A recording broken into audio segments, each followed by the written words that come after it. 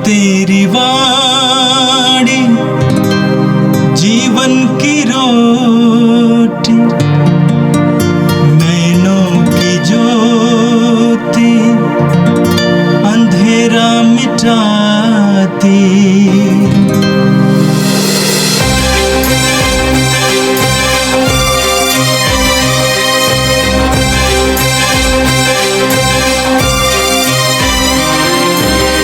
प्रभु तेरी वाणी जीवन की रोटी, नैनों की ज्योति अंधेरा मिटाती।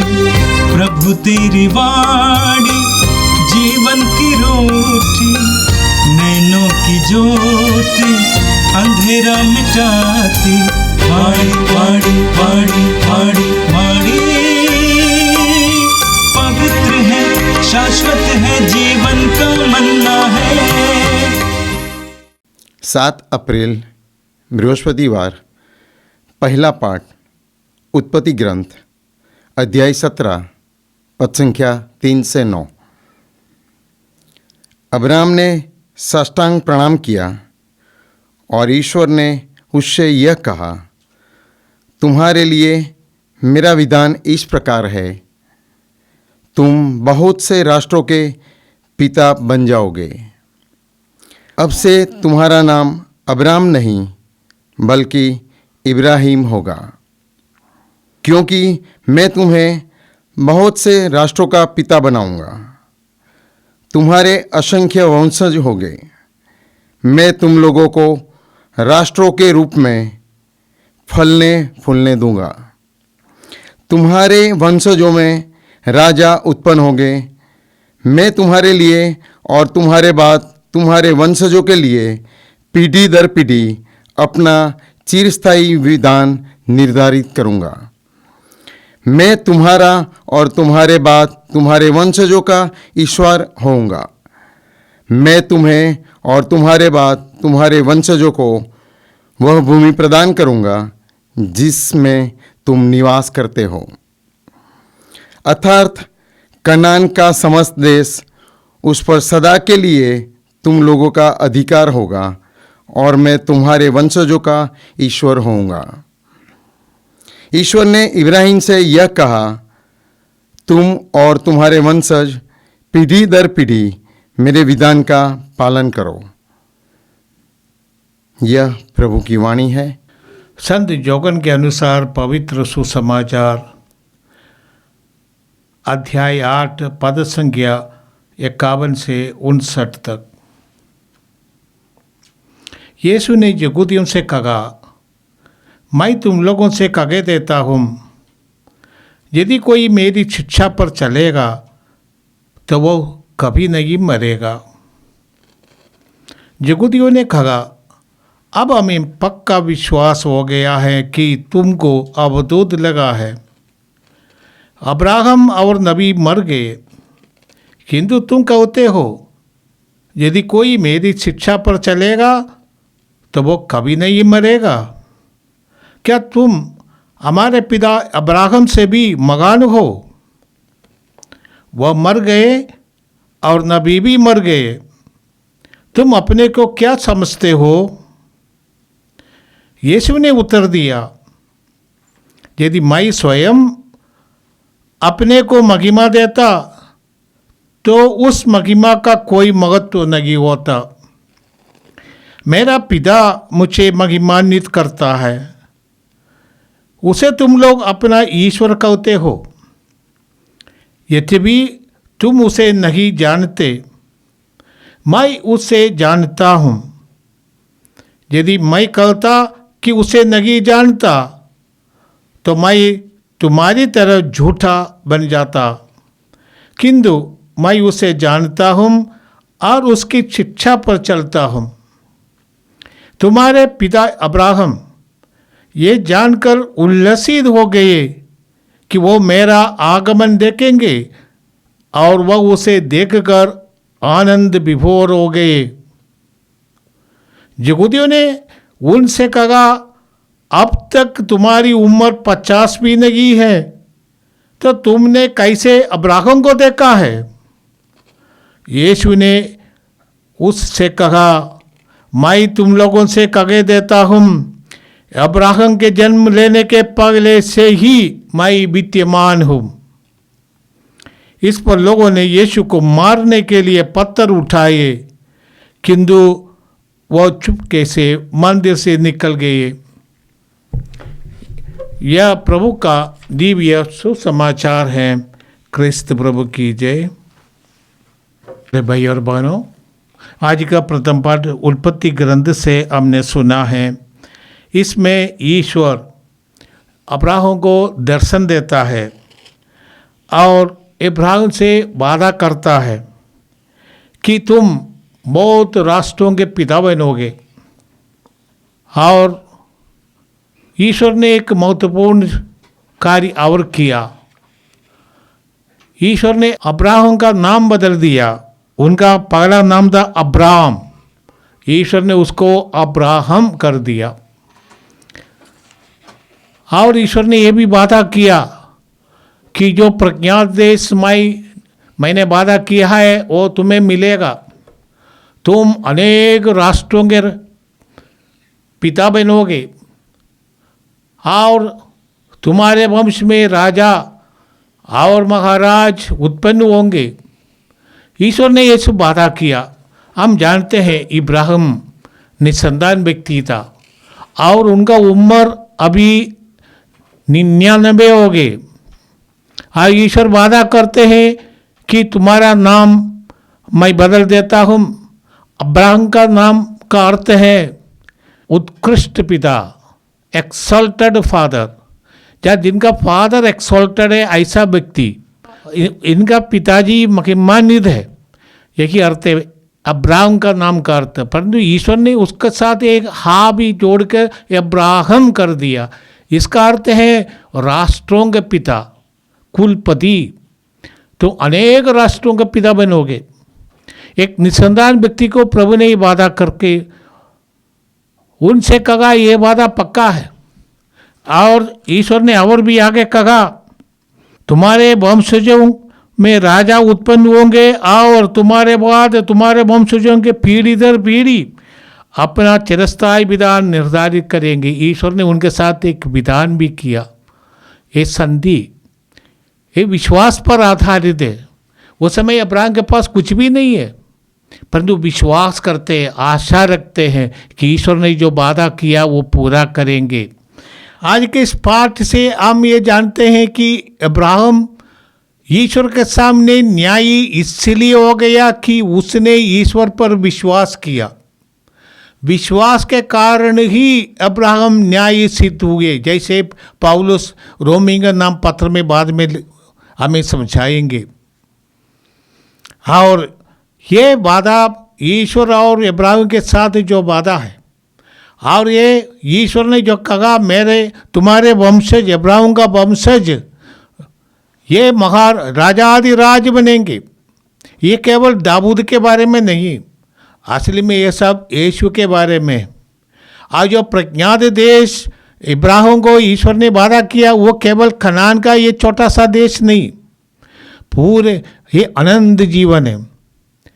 जो प्रज्ञात देश सब लोगों के लिए उपलब्ध होगा विश्वास के द्वारा, वो अनंत जीवन है। ये संसार के छोटा सा एक टुकड़ा जमीन नहीं, परंतु अनंत जीवन की वादा है।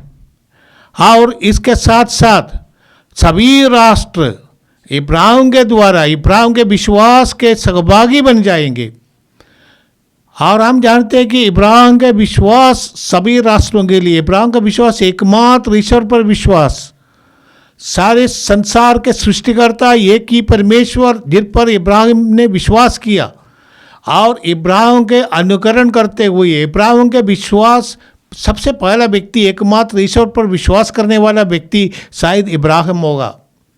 और इब्राहिम हम सबों के लिए एकमात्र ईश्वर पर विश्वास करने वाले व्यक्ति का प्रतीक है। और हम लोग सब इब्राहिम जैसे एकमात्र ईश्वर पर विश्वास करने के लिए बुलाए गए हैं सभी राष्ट्रों से। और दूसरी एक बात है कि इब्राहिम से जो प्रतिज्ञा ईश्वर ने की है, विश्वास और श्रद्धा के द्वारा लोग इब्राहिम का उत्तराधिकारी बनेंगे। इब्राहिम के द्वारा सभी राष्ट्र एक मत हो जाएंगे। आज के पाठ के और गहरा अर्थ यही है, इब्राहिम के द्वारा हम सब ईश्वर के राज्य का उत्तराधिकारी है। हर इंसान बराबर है। इब्राहिम के कारण, विश्वास के कारण सभी इंसान बराबर है। सबों को समान अधिकार मिला है, बराबरी का अधिकार मिला है। जैसे कहते हैं इक्वालिटी, फ्रेटर्निटी और आज़ादी सबों को मिला है। हमारे ऋषि मुनियों ने हमें सिखाया था वसुधैव कुटुंबकम, पूरा विश्व एक परिवार है।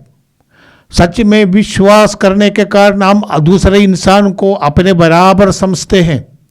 हम दूसरे इंसान को अपने बराबर समझकर उनको सम्मान की दृष्टि से देखते हैं। हर एक इंसान ईश्वर के प्रतिरूप में बनाया गया है, इसलिए वो सम्मान का पात्र है। पौलुस लिखते हैं गलातियों के नाम अपने पत्र अध्याय 3 पद संख्या 27 से 29 तक, जितने लोगों ने मसीह का बपतिस्मा ग्रहण किया उन्होंने मसीह को धारण किया है। अब न तो कोई यहूदी है और न यूनानी, न तो कोई दास है और न स्वतंत्र, न कोई पुरुष है और न स्त्री, आप सब यीशु मसीह में एक हो गए हैं। यदि आप लोग मसीह में एक हैं तो अब्राहम की संतान है और प्रतिज्ञा के अनुसार उनके उत्तराधिकारी है। अब्राहम के माध्यम से सब लोग एक ही ईश्वर पर विश्वास करने के कारण समान अधिकार प्राप्त लोग हैं, और यीशु मसीह के द्वारा हम लोग सब अब्राहम के विश्वास का उत्तराधिकारी बन गए हैं। आज के सुसमाचार में इब्राहिम के बारे में चर्चा चल रही है यीशु और यहूदियों के बीच। यह चर्चा मंदिर में हो रहा था। यीशु वहाँ पर आए थे। यहूदियों के त्योहार जो तंबू का त्योहार है, उस अवसर पर यीशु और यहूदियों के शास्त्री फरीसियों के साथ लंबे चर्चा चल रही है। वो चर्चा का एक हिस्सा है आज का पाठ। इसमें यीशु ने उन लोगों से कहा कि यदि कोई मेरी शिक्षा पर चलता है, यदि कोई मेरी शिक्षा पर चलता है तो वो कभी नहीं मरेगा। प्रभु ने ये दावा किया। प्रभु ने उनसे कहा था कि यदि मेरी शिक्षा तुम्हें बनी रहे तो तुम मेरे शिष्य हो, और यदि तुम मेरे शिक्षा के अनुसार चलेगा तो तुम कभी नहीं मरेगा। यहूदी कहने लगे, यहूदी नाराज होते हैं, ये क्या बोल रहे हैं, इनकी शिक्षा पर चलने से नहीं मरेंगे। बोलते कि हमारा पूर्वज अब्राहम मर गए, हमारे नबी मूसा मर गए और सभी नबी मर गए, और तुम ऐसे कहते हो कि तुम्हारी शिक्षा पर चलने से कोई नहीं मरेगा। यहूदियों के लिए यीशु की शिक्षा एक प्रकार का पहेली देखा, इसलिए उसका अर्थ वो नहीं समझ पाए थे। यीशु ने कहा, तुम मुझे नहीं जानते परंतु मैं ही जानता हूँ, जिसने मुझे भेजा है मैं उसको जानता हूँ। तुम जिससे अपना ईश्वर बोलते हो वही मेरा पिता है। यीशु ने अपने आप को ईश्वर का पुत्र होने का दावा किया। यहूदियों के लिए एक ईश निंदा है।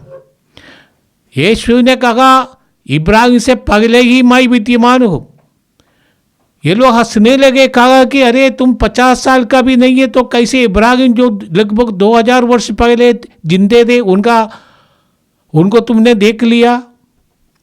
यीशु ने कहा, इब्राहिम ने मुझको देखकर आनंद विभोर हो गए। यीशु इसके द्वारा ये दावा करते हैं कि वो अनंत ईश्वर है। जब यीशु कहते हैं मैं वही हूँ, यहूदियों की परंपरा के अनुसार ये ईश्वर का नाम है। मूसा को वो जलती हुई झाड़ी में निर्गमन ग्रंथ अध्याय 3 पद संख्या 14 में पढ़ते हैं, ईश्वर ने अपने नाम बता दिया। ईश्वर ने कहा मैं यावे हूँ। इसका अर्थ है, हिंदी में अनुवाद किया है कि उसका अर्थ है मैं सच हूँ। अंग्रेजी में अनुवाद किया है कि मैं आयाम हूँ, आयाम। असली इसका अर्थ है आयाम, सदा आयाम, और वही ईश्वर है, अस्तित्व का स्रोत जिससे सब अस्तित्व पुट निकलता है। प्रभु यीशु ने यह दावा किया। हम जौन के सुसमाचार अध्याय 1 पद संख्या 1 में पढ़ते हैं, आदि में शब्द था, शब्द ईश्वर के साथ था, वो शब्द ईश्वर था। और उस जो आगे कहते हैं, उस शब्द ने शरीर धारण कर हमारे बीच निवास किया, वही यीशु। यीशु ने यहूदियों के सामने अभी 2 दावा किए हैं। ये तो है, मेरी शिक्षा पर चलने पर तुम नहीं मरोगे।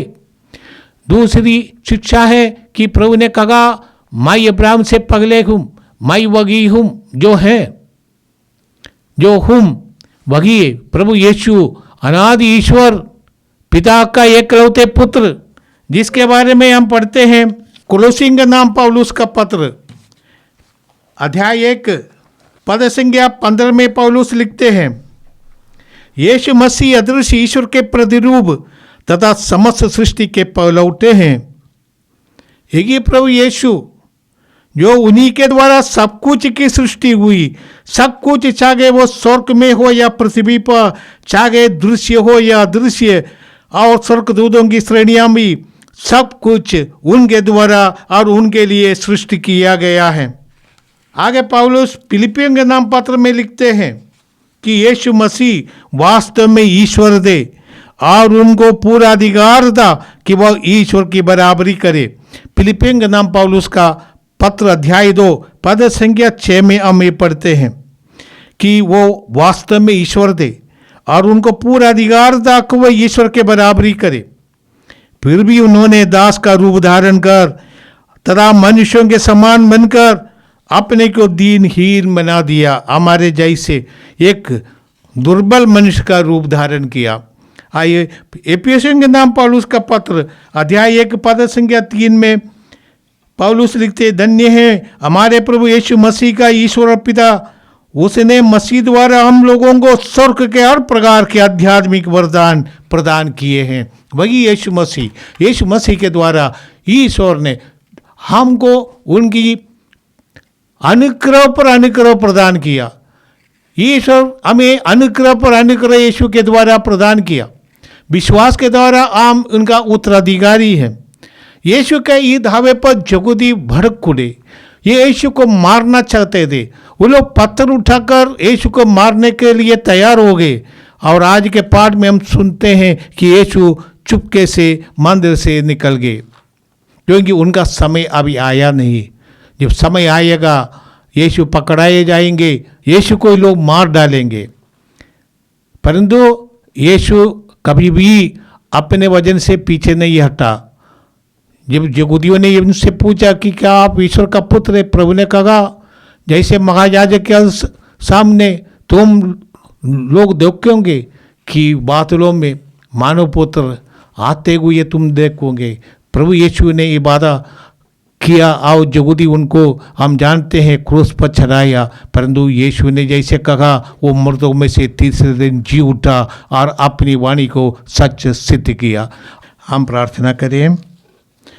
हे प्रेमी पिता, प्रभु यीशु ने जो कुछ सिखाया है वे हमें उस पर विश्वास करने की शक्ति दे। प्रभु ने कहा यदि मेरी शिक्षा तुम्हें बनी रहेगी तो तुम मेरे शिष्य हो, यदि मेरी शिक्षा तुम्हें बनी रहेगी तो तुम अनंत जीवन के योग्य हो। ये प्रभु की शिक्षा को अपनाना और उसको हमारे दिल में बसाना। प्रभु ने कहा जिसमें मेरी शिक्षा बनी रहती है, चाहे जो मांगे तुम्हें दिया जाएगा। ये प्रभु तेरी शिक्षा को अपनाना, उसको आत्मसात करना, उसको अपने दिल में बसाना और उसके अनुसार हमारे जीवन को प्रभावित करना, जीवन उसके अनुसार मोड़ देने में तू हमें शक्ति दे। ये प्रभु तू हमारा विश्वास बढ़ाए। प्रभु यीशु हमारे लिए मरे, उनके इस दारुणमय मृत्यु हमारे लिए अनंत जीवन का द्वार खोल दिए हैं। ये प्रभु तुझ पर विश्वास करने के लिए और तेरे प्रेम दूसरे लोगों से के साथ बांट देने के लिए, सब मनुष्यों को अपने समान आदर सम्मान देने के लिए, सारे विश्व को एक ही परिवार मानने के लिए, जैसे हमारे ऋषि मुनियों ने हमें सिखाया है वसुदेव कुटुंबकम, पूरे विश्व एक छोटा परिवार है। प्रभु ऐसी एक धारणा तो उत्पन्न कर, ये प्रार्थना करते हैं हमारे प्रभु क्रिस्त के द्वारा, आमीन। प्रभु तेरी वाणी जीवन की रोटी, नैनों की ज्योति अंधेरा मिटाती, वाणी वाणी वाणी वाणी